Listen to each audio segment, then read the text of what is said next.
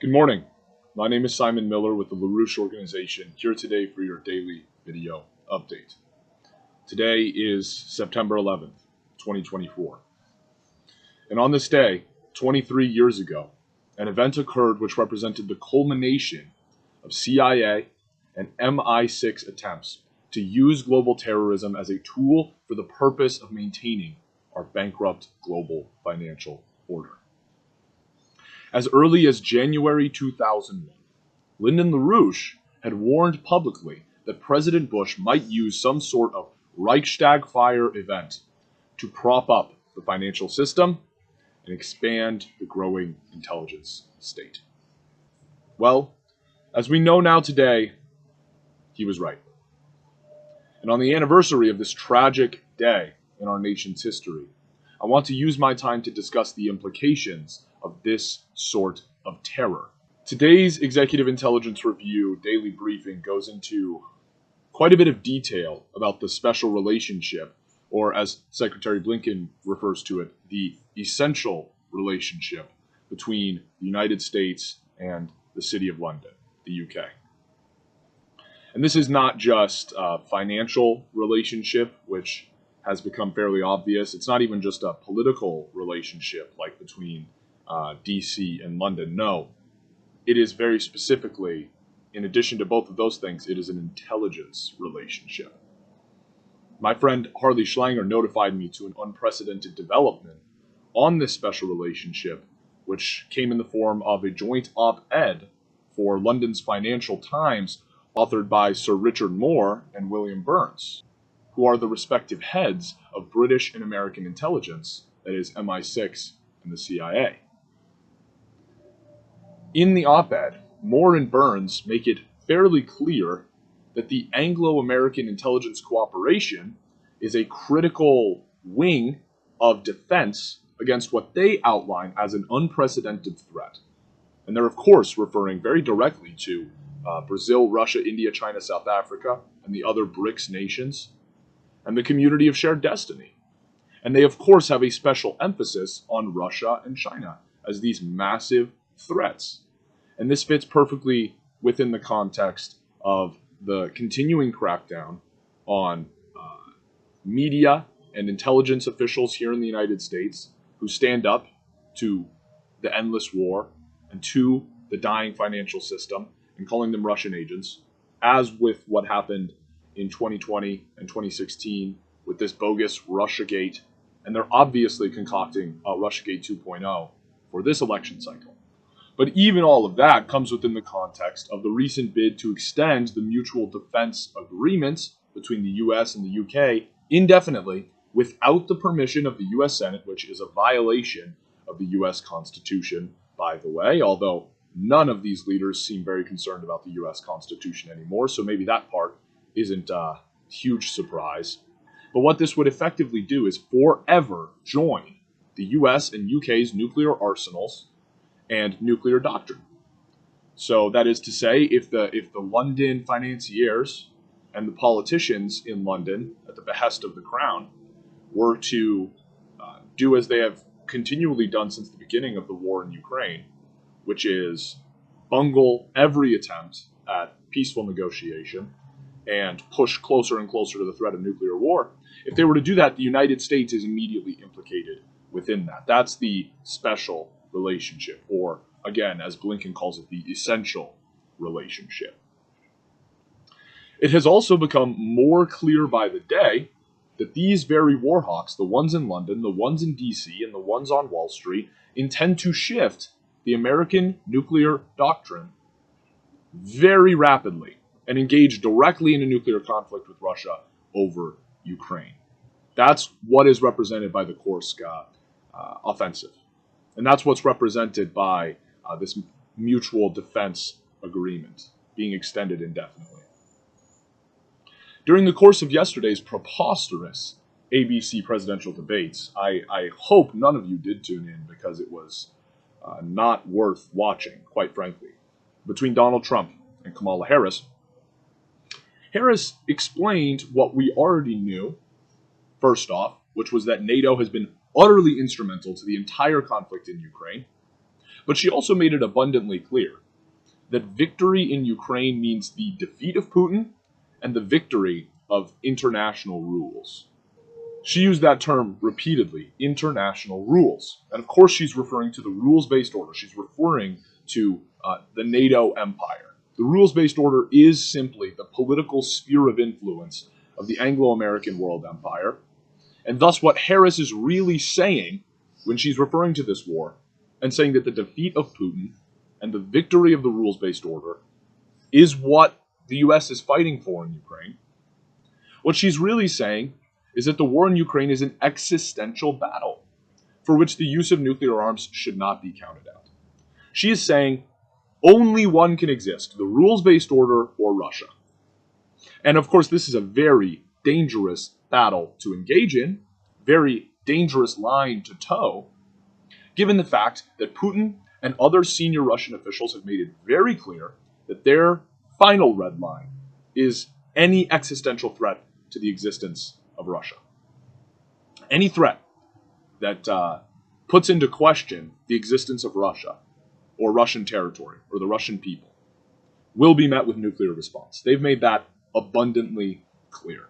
In fact, it was said in no uncertain terms that there is no world without Russia, meaning we are not, as Russian officials, as representatives of the Russian people, we're not going to allow you to destroy Russia, because why would we? Why does the world even need to exist if there's no Russia in it? From the Russian perspective, that's a totally rational thought to have. And so, given all of that, where we are today, with the nuclear war drive against Russia and China, with the rapidly expanding both nuclear and intelligence cooperation between London and DC, and with this intelligence crackdown in the United States against all media, all officials of any variety who stand up to the endless war, given that's the situation that we exist in, given that millions of people have died since this event, I want to bring it back to September 11, 2001, when cooperation between the MI6 and CIA for decades on global terrorism culminated in a Reichstag fire event intended to destroy the last vestiges of American sovereignty and usher us into the modern fascist police state war economy that we now exist in. And of course, you could go on all day about the fact that Lyndon LaRouche predicted it, because Lyndon LaRouche predicted every major development of the late 20th century. From the 1970s on, he predicted 6 financial collapses in very clear terms. And he, of course, predicted this, but that's not the key issue here. Whether or not somebody, especially Lyndon LaRouche, predicted it is not the point of why that prediction was made. Since September 11th, I will remind you, since September 11th, 2001, millions have died around the world in a rampage of global terror inflicted by the puppets of London and Wall Street in Washington, D.C. And this intelligence special relationship has evolved into the essential relationship that Blinken refers to, into a vast surveillance network fixed on the American people and the people of the so-called free world everywhere. And so we can't let this be forgotten. A lot of people will tell you, 9/11 never forget. And that's true. Never forget. But a lot of those same people who are saying 9/11 never forget are themselves already forgetting or have forgotten. Because they're trying to turn it into some dead axiom. And in fact, that axiom has been utilized for the specific purpose of expanding global terror, of inflicting millions of deaths and millions of relocations upon the world, of expanding this intelligence apparatus into the fairly satanic concoction that it is today. So no, when I say never forget, I mean that we as Americans cannot sit by and watch this continue to unfold day after day. Leading Americans from all spheres are doing everything they can to prevent the on-rushing calamity of nuclear annihilation. Ambassador Jack Matlock was on the IPC last week. Colonel Wilkerson was on that same IPC. Scott Ritter has been on multiple times. Other major people. The list goes on ad infinitum. Every major former intelligence official, every major former statesman, every major peace activist from around the planet who is concerned about this nuclear war drive, they are joining the IPC. They are joining with a truly independent body for the purpose of discussing and dialoguing about the strategic situation and disseminating information about it en masse. So, if you're watching this and if you're an American, I have challenges for you today. It's not just 9/11 never forget. It's 9/11 never forget and what? Join the IPC. The International Peace Coalition is a critical arm of the fight against nuclear war. Every single Friday at 11 a.m. Eastern Time, you can join and get world-class intelligence, get world-class dialogue from leaders of peace, and so on and so on.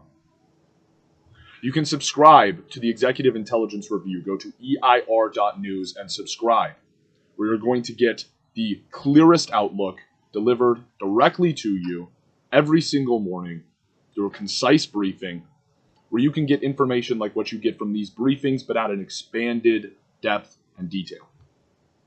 And support the independent campaigns of Diane Sayre and Jose Vega, who are directly challenging this demonic world order head on.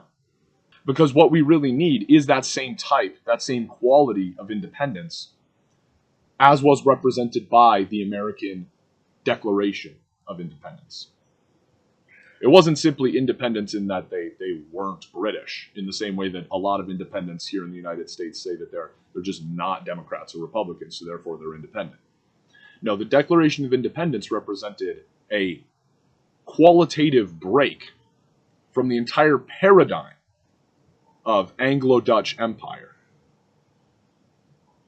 And we need that exact same style and quality of independence in the modern day. And that is represented by the International Peace Coalition. That is represented by the Council of Reason. That is represented by Diane Sayre and Jose Vega. So,